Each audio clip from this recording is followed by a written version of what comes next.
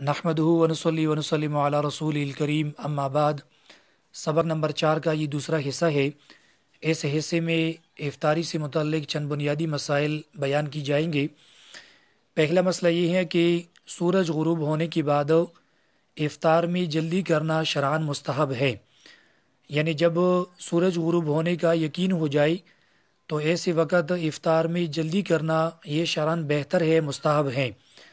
हमारे मुल्क में बाज़ लोग ऐसे हैं कि वो इफ्तारी में ताख़ीर करते हैं, तो ये शरअन मकरूह है, क्योंकि रिवायात में आता है नबी पाक सल्लल्लाहु अलैहि वसल्लम ने फरमाया है कि लोग उस वक़्त तक खैर पर रहेंगे जब उस इफ्तारी में जल्दी करेंगे, तो लिहाजा इफ्तारी में जल्दी करना चाहिए।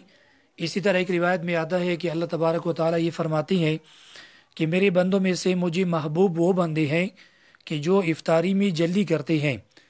तो इसकी बुनियादी वजह यह है कि अल्लाह तबारक व तआला ने हमें मना किया था, यानी रोज़े के दौरान खाने पीने से, जिमा से। अब जब अल्लाह ताला ने हुक्म दिया है, यानी वो सूरज गुरूब हुआ, तो फिर अल्लाह ताला का हुक्म ये है कि अभी मेरे हुक्म के ऊपर अमल हो जाए और इफ्तार किया जाए। तो बहरहाल इफ्तार में जल्दी करना शरअन मुस्तहब है।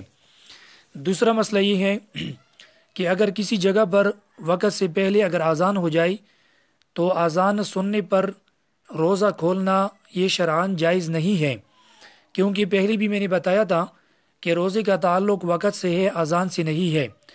फिर अगर किसी ने गलती से रोज़ा इफ्तार किया और वो यही समझा कि सूरज गुरूब हो चुका है और उसके बाद आज़ान हुई है, तो ऐसी सूरत में उसके ऊपर कज़ा है, कफ़ारा नहीं है।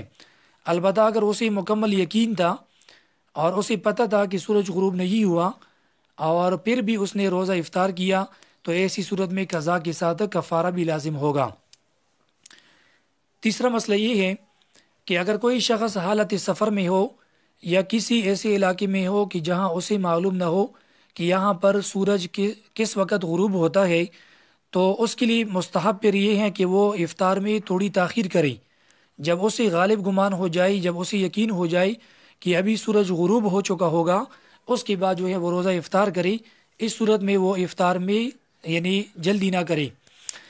चौथा मसला ये है कि इफ्तारी के बाद मगरिब की जमात में कुछ ताख़ीर करना ये भी शरअन जायज़ है, और इतनी ताख़ीर करे कि लोग आसानी के साथ खाना पीना वगैरह खाए और वो मगरिब की जमात में शामिल हो जाए। इतनी ताख़ीर करने की शरअन इजाज़त है, बहुत ज़्यादा ताख़ीर भी ना हो। उलमा किराम ने इसके मुख्तलिफ़ अवकात बताए हैं, 7 मिनट से लेकर 12-13 मिनट तक भी इसकी गुंजाइश है। पाँचवा मसला ये है कि रोज़ा इफ्तार करते वक़्त खजूर से इफ्तार करना अफजल और बेहतर है, और अगर खजूर ना हो तो फिर कोई और मीठी चीज़ हो उससे रोज़ा इफ्तार करे, और अगर वो भी ना हो तो फिर पानी से ही रोज़ा इफ्तार करे, क्योंकि हदीस पाक में आता है कि रोज़ा खजूर से रोज़ा इफ्तार करने में बरकत है और पानी में जो है तहारत है। इसलिए पहले कोशिश करे खजूर से, खजूर ना हो तो फिर मीठी चीज़ भी ना हो तो फिर पानी से इफ्तार करे।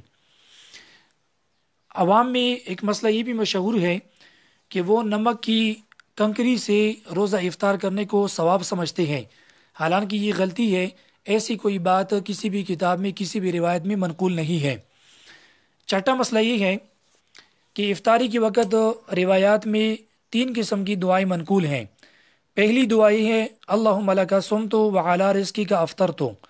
दूसरी दुआ है ज़हबा ज़मा वब्तल्लतिल उरूक़ व सबतल अज्रु इंशाअल्लाह। और तीसरी दुआ है अफ़तरा इंदकुमुस स्वाइमून व अकला तुआमकुमुल अबरार व सल्लत अलैकुमुल मलाइका। ये 3 दुआएं जो है रिवायात में मनकूल है, तो इन 3 दुआओं का एहतिमाम करना चाहिए। और अगर किसी को 3 दुआ याद ना हो तो ऐसी सूरत में वो कोई भी दुआ इनमें से पढ़ ले, उसके लिए जायज़ है।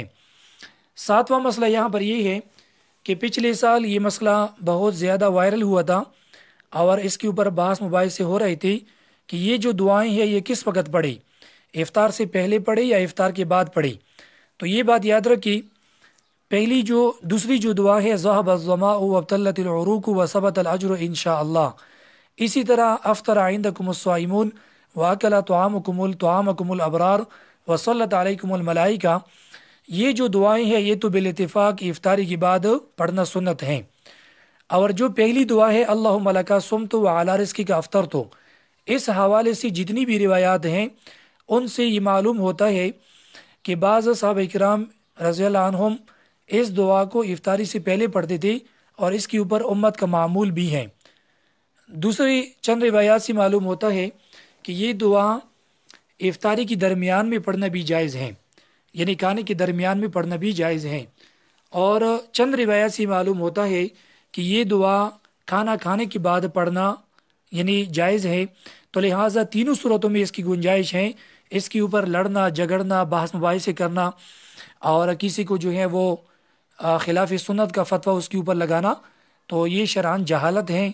تینوں قسم کی روایات اس حوالے سے موجود ہیں، لہٰذا جس وقت بھی پڑھے انشاءاللہ اس کو سنت کا ثواب ملے گا۔ وآخر دعوانا ان الحمد للہ رب العالمین۔